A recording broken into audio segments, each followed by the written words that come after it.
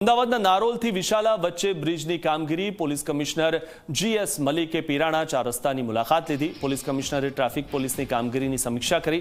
મોટા વાહનની અવરજવરથી ટ્રાફિકની સમસ્યા સહાય છે તે વાતનો ઉલ્લેખ પણ તેમણે કર્યો। ત્યારે જે રીતે મોટા વાહનની અવરજવરથી આ ટ્રાફિકની સમસ્યા દરરોજ સર્જાતી હોય છે, દરરોજ ટ્રાફિક જામ થતો હોય છે, પોલીસ કમિશનરે ટ્રાફિક પોલીસની કામગીરીની સમીક્ષા કરી હતી।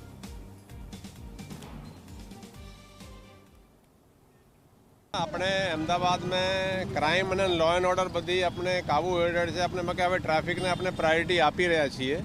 तो ट्राफिक में जे छे आज अपने पीराणाना जे क्रॉसिंग है आ जोवा माटे आया छीए। अहींया आपणे चेन्जीस कराया छे, तमे जोई शको छो अत्यारे ट्राफिक अहींया स्मूथ चाले छे। ट्राफिक में ज्यां शक्य होय अपने खासा इम्प्रूवमेंट करावी रह्या छीए।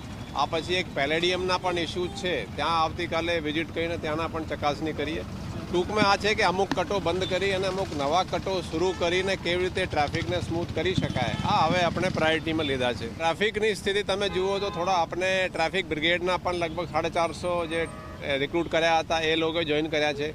150 नी आसपास अत्यारे ट्रेनिंग पण चाले छे, तो एना संख्या पण वधी छे। अपने पुलिस पण वधारी छे।